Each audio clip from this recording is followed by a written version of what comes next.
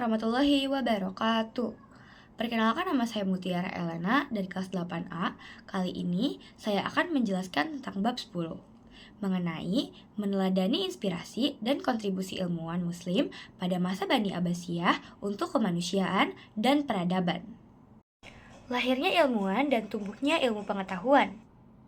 Daulah Abbasiyah dikuasai oleh para khalifah yang sangat menghargai jasa-jasa para ilmuwan besar dalam peradaban Islam.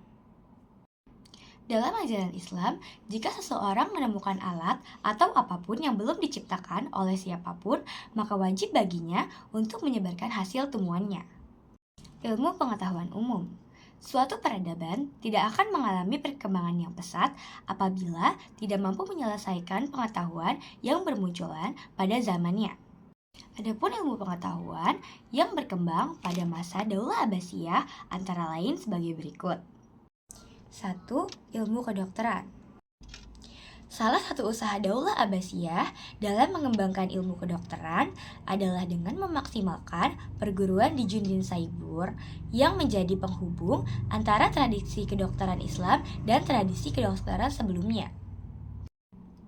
Pengaruh pertama kedokteran Jundin Saibur dalam kalangan Islam pada masa Khalifah Abu Ja'far al-Mansur, Dr. Jirjis Bukhasir berhasil menyembuhkan penyakit dipepsia, radang selaput, lendir lambung. Atas keberhasilannya itu, Khalifah memindahkan pusat kedokteran Jundin Saibur ke Baghdad, tepatnya di Bait al-Hikmah. Sejak saat itu, Daulah Abbasiyah berhasil memunculkan ilmuwan kedokteran terkenal seperti 1. At-Tabari 838 sampai 923 Masehi. Abu Al-Hasan Ali bin Sahal Robban At-Tabari atau yang lebih dikenal dengan nama Ali bin Robban At-Tabari adalah seorang hakim, ulama muslim, dokter, dan psikolog legendaris muslim dari abad ke-9 Masehi. Selain dikenal sebagai seorang psikolog, At-Tabari juga menguasai ilmu lain, yaitu fisika dan kedokteran.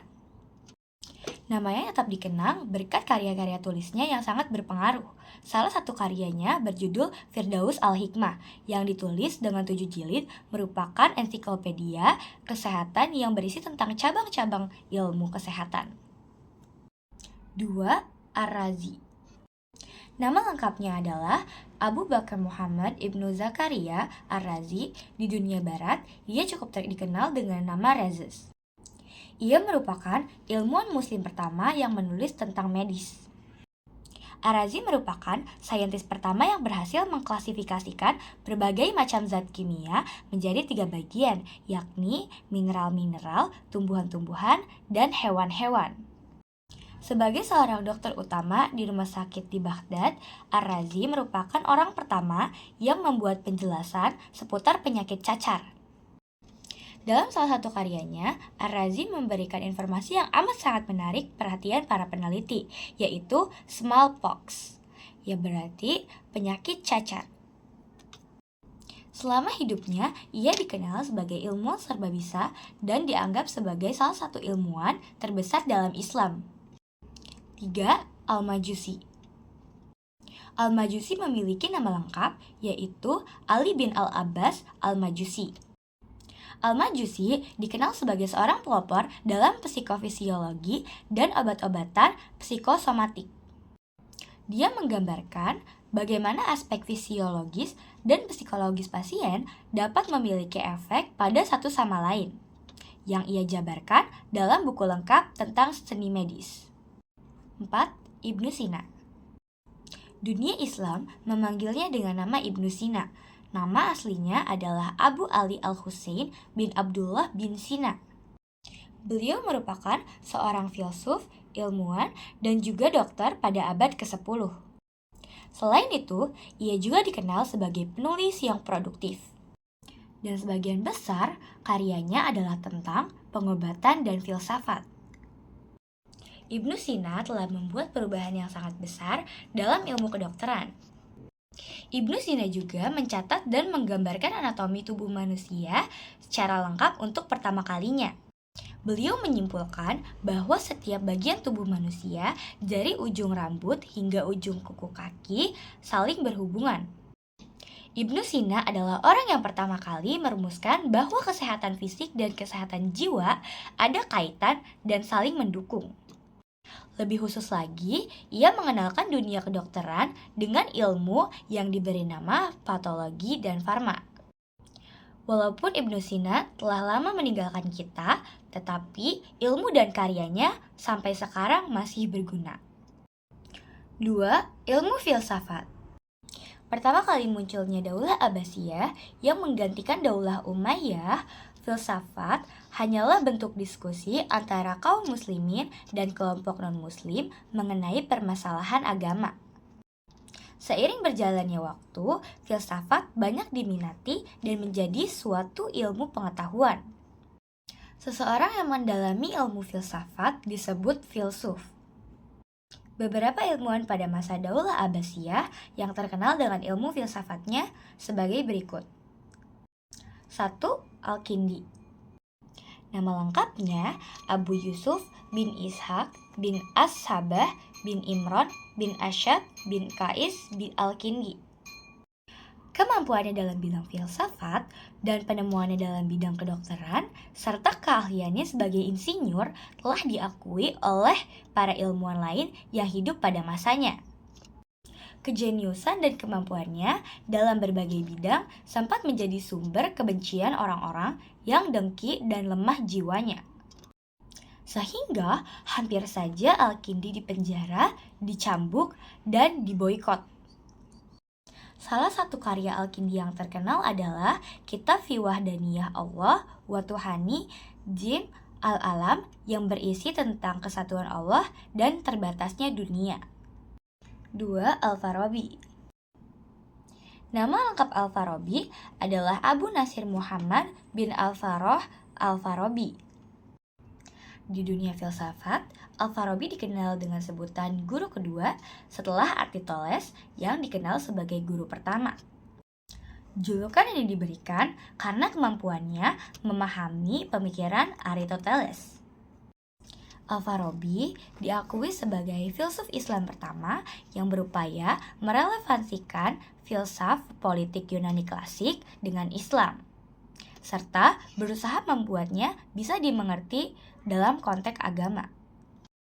Fokus Al-Farabi adalah mendalami ilmu-ilmu bahasa, matematika, kimia, astronomi, kemiliteran, musik, ilmu alam, ketuhanan, fikih, dan mantik atau logika. Hampir sepanjang hidupnya, Al-Farabi terbenam dalam dunia ilmu, sehingga tidak dekat dengan penguasa-penguasa Abbasiyah waktu itu. Salah satu karya yang ditinggalkan oleh Al-Farabi adalah Kitab Kalam Fi Al-Musiki yang berisi tentang musik yang menciptakan ketenangan dan pengendalian emosi. 3. Ibnu Sina. Ibnu Sina adalah ilmuwan yang termuka. Beliau adalah seorang filsuf muslim serta perintis kedokteran dunia. Menurutnya, Tuhan sebagai titik tertinggi di atas intelek murni tidak bertentangan dengan upaya manusia mencari ilmu pengetahuan. Sebab, dengan ilmu pengetahuan itu, manusia justru dapat lebih memahami keagungan Tuhan. Salah satu kitab Ibnu Sina yang terkenal dari bidang filsafat adalah Kitab Al-Isyarat wa Al-Tanbihat. Kitab tersebut berisi tentang kehidupan dan pengalaman rohani. 3. Ilmu astronomi dan matematika. Pada masa Daulah Abbasiyah, ilmu astronomi dan matematika berkembang pesat, tepatnya pada kepemimpinan Khalifah Harun ar-Rasyid. Adapun, pada masa kepemimpinan Khalifah Al-Ma'mun, dibangun sebuah tempat penelitian yang disebut Observatorium Astronomi. Salah satu penemuan gemilang yang dilakukan oleh para astronom adalah tabel astronomi, yang dapat digunakan secara luas baik dalam negara Islam atau dalam negara sekitarnya. Penelitian tabel itu berawal dari pengukuran bumi dan kelilingnya. Adapun para ilmuwan yang berpartisipasi dalam penelitian ini, yaitu 1. Al-Khawarizmi. Al-Khawarizmi memiliki nama lengkap Muhammad bin Musa Al-Khawarizmi.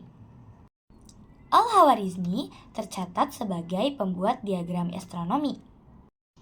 Diagram ini juga sangat populer sebab dimuat dalam bukunya yang berjudul As-Sanadhin. Sebagai seorang ilmuwan, Al-Khawarizmi juga menulis beberapa buku penting dalam astronomi. Al-Khawarizmi juga telah berkontribusi dalam ilmu matematika dengan memperkenalkan sistem nomor dan juga perhitungan aljabar. 2. Al-Battani. Al-Battani memiliki nama lengkap Abu Abdullah Muhammad bin Jabir bin Sainan Al-Raqi Al-Harrani Al-Sabi Al-Battani. Al-Battani merupakan salah seorang astronomis dan matematikawan muslim pada abad pertengahan yang cukup berpengaruh. Salah satu karyanya yang cukup populer adalah Kitab Al-Zij.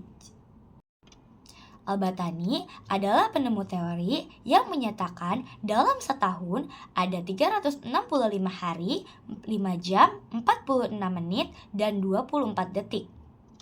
Dan penemuan Al-Battani ini dianggap akurat. 3. Al-Biruni. Al-Biruni memiliki nama lengkap Abu Raihan Muhammad Ibnu Ahmad Al-Biruni. Al-Biruni adalah peletak dasar metode ilmiah modern. Hal ini dibuktikannya melalui penelitiannya terhadap pengukuran keliling bumi. Salah satu karya Al-Biruni yang fenomenal adalah kitab Tahdid Nihayat Al-Amakin Lil Tashi Masafat Al-Masakin yang berisi tentang ketetapan koordinat lokasi untuk mengkoreksi jarak antar kota. Menjelang wafat, ia menekuni farmasi dan menulis kitab Al-Syadana fi Al-Tab atau kitab farmasi dan materia medika. Buku ini membuatnya dipuji sebagai bapak farmasi Islam. 2. Ilmu agama. Adapun ilmu agama yang berkembang pada masa Daulah Abbasiyah sebagai berikut. 1. Ilmu kalam. Ilmu kalam berawal dari perpecahan kelompok pada masa Khalifah Ali bin Abi Thalib yang terpecah menjadi beberapa golongan. Pada masa Daulah Abbasiyah, golongan yang paling parah dan membawa kerusakan pada akidah Islam adalah aliran Mu'taziliyah. Hal ini membuat para ulama kecewa dan berusaha mengembalikan akidah umat muslim. 2. Ilmu fikih.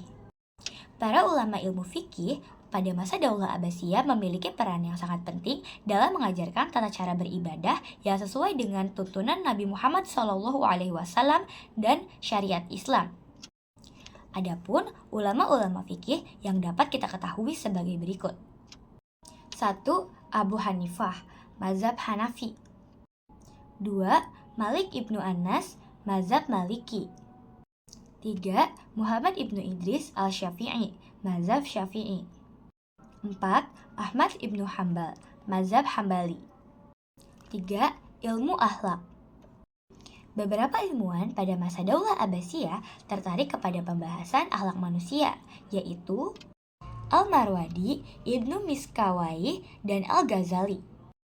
Objek yang dibahas biasanya berhubungan dengan sifat manusia, seperti kesabaran, keberanian, kejujuran, dan lain-lain.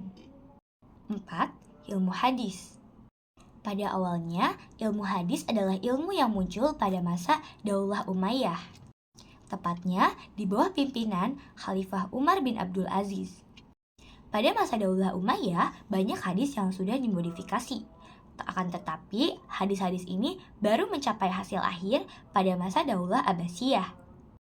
Adapun ulama-ulama hadis yang terkemuka pada masa Daulah Abbasiyah yang dapat kita ketahui sebagai berikut. 1. Muhammad ibnu Ismail al-Bukhari, Imam Bukhari, dengan karyanya Kitab Sahih Bukhari. 2. Abu al-Husain Muslim bin al-Ajaj bin Muslim bin Kawiyaz al-Quraisy an-Naisaburi, Imam Muslim, dengan karyanya Kitab Sahih Muslim. 3. Abu Abdurrahman Ahmad bin Syu'aib bin Ali bin Sinan bin Bahar al-Khurasani al-Nasa'i, Imam Nasa'i, dengan kitabnya Sunan an-Nasa'i. 4. Abu Daud Sulaiman bin al-Ashi'as as-Sijitani, Imam Abu Daud, dengan karyanya Kitab Sunan Abu Daud.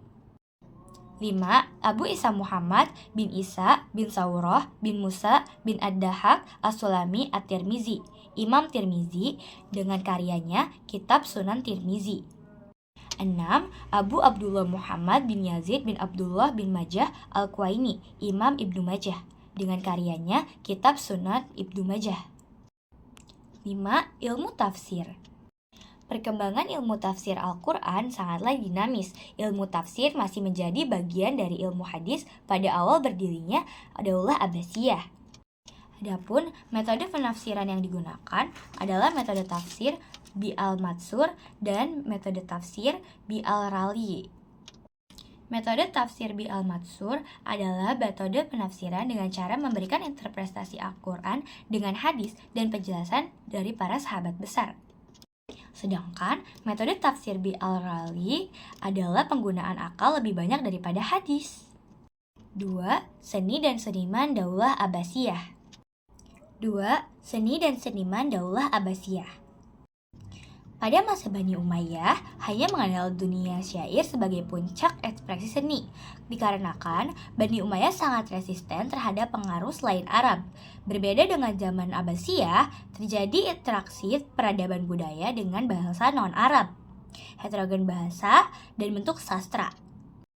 Masa Abbasiyah dapat dikatakan sebagai masa keemasan kesusastraan Muslim masa klasik.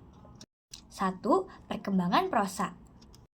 Prosa terdiri dari beberapa bagian, yaitu kisah, amsal dan kata mutiara, sejarah, atau riwayat. Pada masa pemerintahan Daulah Bani Abbasiyah, telah terjadi perkembangan yang sangat menarik dalam bidang prosa. Banyak buku sastra novel, riwayat, kumpulan nasihat, dan uraian-uraian sastra yang banyak dikarang dan disalin dari bahasa asing. 2. Perkembangan puisi. Pada masa Daulah Abbasiyah, berkembang puisi dengan beberapa cirinya, antara lain sebagai berikut. 1. Penggunaan kata uslub dan ibarat baru. 2. Pengutaraan sajak lukisan yang hidup. 3. Penyusupan ibarat filsafat. 4. Kelahiran kritikus sastra pada zaman ini. 3. Kontribusi peradaban Islam untuk kemanusiaan dan peradaban dunia. Adapun kontribusi-kontribusi yang diberikan oleh para ilmuwan dan para ulama pada masa Daulah Abbasiyah sebagai berikut. 1. Kontribusi untuk umat Islam. Ilmu pengetahuan yang berkembang pada masa Daulah Abbasiyah memudahkan umat Islam dalam mengetahui dan memahami pengetahuan yang lebih lengkap, seperti rumus geometris dan aritmatika yang terdapat dalam ilmu matematika. Adapun ilmu agama yang berkembang pada masa Daulah Abbasiyah memudahkan kita untuk mendapatkan rujukan kitab dari salah satu mazhab fikih. Alhasil, seorang muslim dapat menerapkan ibadah dan muamalah dengan benar. 2. Kontribusi untuk kemanusiaan. Para khalifah Daulah Abbasiyah menerapkan sistem interaksi sosial yang setara. Tidak ada perbedaan antara suku dan agama. Para khalifah membebaskan masing-masing kelompok untuk berkarya di bidangnya. 3. Kontribusi untuk dunia. Kontribusi ini berawal dari pelajar-pelajar Eropa yang dikirimkan ke Baghdad untuk mempelajari ilmu pengetahuan di Bait Al-Hikmah. Setelah memperoleh semuanya, mereka kembali ke Eropa untuk menyebarluaskan ilmu-ilmu tersebut. Masa inilah yang disebut pembaruan Eropa.